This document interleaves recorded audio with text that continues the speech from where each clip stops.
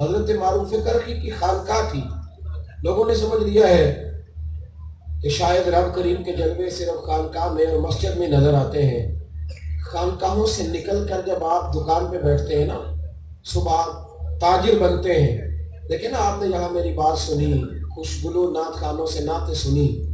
صبح جب آپ دکان پہ جائیں اور وہاں آپ کا گاہک آئے تو آتے ہی آپ نے اس سے گفتگو شروع کر دی کہ یار رات فلاں مولانا آئے تھے، پیر صاحب آئے تھے، بڑی شاندار بات کری.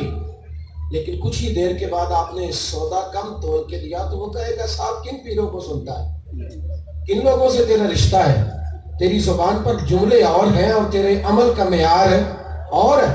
حضرت معروف کرخی رحمت اللہ علیہ کی خانقاہ تھی تو کچھ لوگ آپ کے شہر کے دعا کرانے آئے.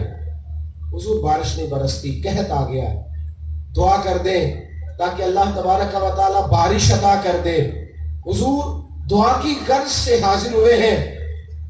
حضرت معروف کرخی رحمت اللہ علیہ فرمانے لگے یہ میری خانقاہ کے سامنے جو کریانے والا ہے نا، مثال دے رہا ہوں، کریانے والا وہ جو چینی بیچتا ہے، پتی بیچتا ہے، وہ جو نمک اور مرچ بیچتا ہے تھوڑی تھوڑی، چھوٹا سا اس کا بزنس ہے، چھوٹا سا. فرمایا وہ جو میرے خانقاہ کے مسجد کے بالکل سامنے، اس سے دعا کراؤ، کریانے والے سے، اللہ بارش عطا کر دے گا. اس زمانے میں لوگ بزرگوں کی باتوں پر تبصرے نہیں کرتے تھے، بزرگوں کی باتوں پر عمل کرتے تھے. تو فوراً گئے جا کے اس دکاندار سے کہا میاں دعا کر دو، بارش نہیں ہو رہی. تو کہنے لگا مجھے تو جملے بھی سیدھے نہیں کہنے آتے، لفظ بھی سیدھے نہیں کہنے آتے. ایک شعر ہے، پڑھ دیتا ہوں، اگر سمجھ میں آ گیا تب بھی ٹھیک ہے، نہ آیا تو تب بھی ٹھیک ہے. ایک شاعر نے کہا تھا لفظ تاثیر سے بنتے ہیں تلفظ سے نہیں، اہل دل آج بھی ہیں اہل زباں سے آگے، اہل دل آج بھی ہیں اہل زباں سے آگے. کہنے لگا مجھے تو مطلب حروف بھی صحیح ادا نہیں کرنے آتے، تو میں دعا کروں حضرت معروف کرخی سے کراؤ. لوگوں نے کہا انہوں نے ہی آپ کے پاس بھیجا ہے، آپ دعا کر دیں. کہنے لگا میرے پیر نے بھیجا ہے تو کر دیتے ہیں. اس نے دعا کے لیے ہاتھ اٹھائے، ابھی تھوڑے جملے ہی اس نے دعا کے کہے تھے کہ رب کریم نے بارش عطا فرما دی. بارش برسنے لگی، لوگ گھروں کو دوڑنے لگے. جو صاحب بصیرت تھے وہ پلٹ کر حضرت معروف کرخی کے پاس آئے. کہنے لگے بابا سمجھ نہیں آئی، ہمارے ساتھ ہی 5 نمازیں پڑھتا ہے اور پڑوس میں میری بھی دکان ہے اور اس کے پیچھے میری بھی دکان ہے، سب اپنی اپنی بات کرنے لگے. کیا یہ رات کو آ کے تنہائیوں میں تہجد پڑھتا ہے؟ کیا یہ سال میں بہت لمبی چوڑے جو ہے وہ صدقات و خیرات کرتا ہے؟ کیا معاملہ ہے کہ یہ دعا کرے تو قبول ہوتی ہے اور آپ لوگوں کو بھیجتے ہیں کہ دعا کرائیں؟ تو معروف کرخی کہنے لگے نہیں کچھ بھی نہیں، 5 نمازیں پڑھتا ہے، غریب آدمی ہے اور لمبے چوڑے حج عمرے بھی نہیں کر سکا. تو حضور پھر دعا کی اتنی قبولیت؟ فرمایا وہ اس لیے کہ 35 سال ہو گئے میں دیکھ رہا ہوں جب بھی سودا تولتا ہے پورا تولتا ہے، یہ دیانتدار ہے، یہ صادق ہے، امین ہے. اور فرمایا تمہیں پتہ ہے یہ صادق اور امین اتنی اعلیٰ صفت ہے کہ اللہ نے اپنے محبوب میں بھی یہ صفت دیکھنا پسند فرمائی ہے. دیکھیں آپ کی یہ جو ریاکاری ہوتی ہے نا، یہ بنیادی طور پر اداکاری ہوتی ہے. جو کوئی آدمی بن کے نیک آئے گا نا، وہ کتنی دیر اداکاری کرے گا، وہ ختم ہو جائے گی. آپ نارمل زندگی میں کیا ہیں، آپ کے گھر والے آپ کے بارے میں کیا کہتے ہیں، آپ کے ملازم آپ کے بارے میں کیا کہتے ہیں، آپ کے دائیں بائیں والوں کا آپ کے بارے میں رویہ کیا ہے. نہ سمجھ آئے تو میں بتلاتا ہوں. کسی نے حضرت عائشہ صدیقہ سے کہا، گھر والی ہے نا، حضور کا اخلاق اور کردار کیا ہے؟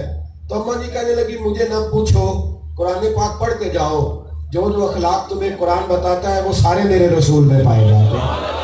نبی کریم صلی اللہ تعالیٰ علیہ وآلہ وسلم کے غلام کے حضرت انس بن مالک، جس کو گھر میں بھی غصہ ہوتا ہے وہ بھی بیچارہ نوکروں پہ نکال لیتا ہے. بیچارے غریب جو ہوئے، سب لوگوں کا لوگ محمد جس کا نام غریبی، کنڈ بلا کے لنگ جاندے نہیں دوست یار قریبی. آپ کو پتا ہے نا غریب آدمی، کچھ لوگ کہتے ہیں جی پیر صاحب دل کرتا ہے ان سے اچھا سلوک کرنے کو، پر یہ بیوقوف بڑے ہیں. تو میں نے کہا دولت نہ ہو تو عقل بھی نہیں ہوتی. جب آ جاتی ہے نا تو بندہ سیاڑا بھی ہو ہی جاتا ہے. جنہیں گھر دانے وہ کملے بھی سیانے. غریب بیوقوف ہی ہوتا ہے، پیسے جو نہیں ہوتے. بڑی پجاروں گھر میں آ جائے تو چلانے کا سلیقہ بچے بھی سیکھ جاتے ہیں، لیکن اگر نانا ہو تو موٹر سائیکل بھی نہیں چلانا آتی. تو یہ سب سمجھ آ جاتی ہے جب گھر میں دولت آ جاتی. حضرت انس بن مالک فرماتے میں غریب تھا، اتنا غریب تھا کہ میری اماں دروازہ رسول پہ چھوڑ گئی. روٹی بھی کھاتا تھا, نوکری بھی کرتا تھا, 10 سال خدمت کی ہے نبی پاک. فرماتے میں سمجھدار نہیں تھا, بچہ تھا, 10 سالوں میں نے درجنوں غلطیاں کی, لیکن حضور نے ایک دفعہ بھی مجھے اف تک نہیں کہا.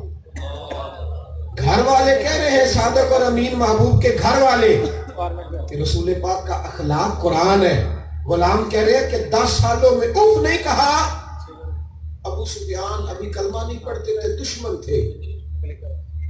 کہتے ہیں مجھے کسرا کے بادشاہ نے اپنے دربار میں بلایا, نہ نجاشی بادشاہ نے, اپنے دربار میں بلایا.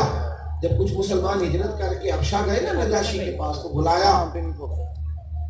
کہتے ہیں کہ ان مسلمانوں کو دیکھ کے نجاشی کہنے لگا کہ یہاں کو عرب کا باشندہ ہو تو بلاؤ, میں پوچھتا ہوں ان کا مذہب اور دین اور بانی اسلام کے بارے میں. تو ابو سفیان کہتے ہیں میں تجارت کے لیے گیا ہوا تھا, مجھے بلایا تو میں نے کھول کے اسلام کے خلاف گفتگو کی. انہوں نے ہمیں لڑا دیا ہے, انہوں نے گھروں کے اندر فساد برپا کر دیا ہے, نیا دین لے آئے ہیں, باپ دادا کے دین کو برا کہتے ہیں میں نے کھول کے باتیں کی ساری.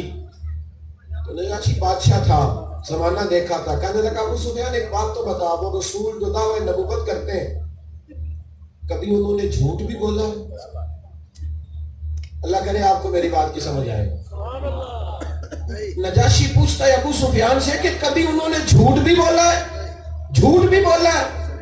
ابو سفیان کہتے ہیں کہ میں نے تھوڑی دیر کے لیے دل میں سوچا کہ کہہ دوں بولا ہے.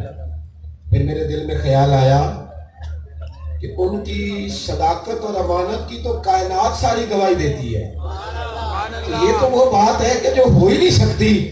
تو کہتے ہیں جب میں نے بڑی باتیں اسلام کے مخالف اٹھ اٹھ کے کی, پوچھا کبھی جھوٹ بھی بولا ہے؟ تو میں نے کہا نہیں, ان کی زبان سے کبھی جھوٹا لفظ نکلا.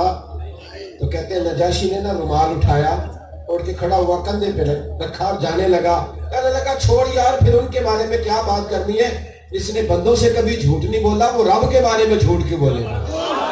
وہ یہ کیوں کہے گا کہ مجھ پر وحی آتی ہے؟ وہ یہ کیوں کہے گا کہ میں اللہ کا رسول بن کے آیا ہوں؟ جو بندوں سے جھوٹ نہیں بولتا, وہ رب کے بارے میں جھوٹ ہے.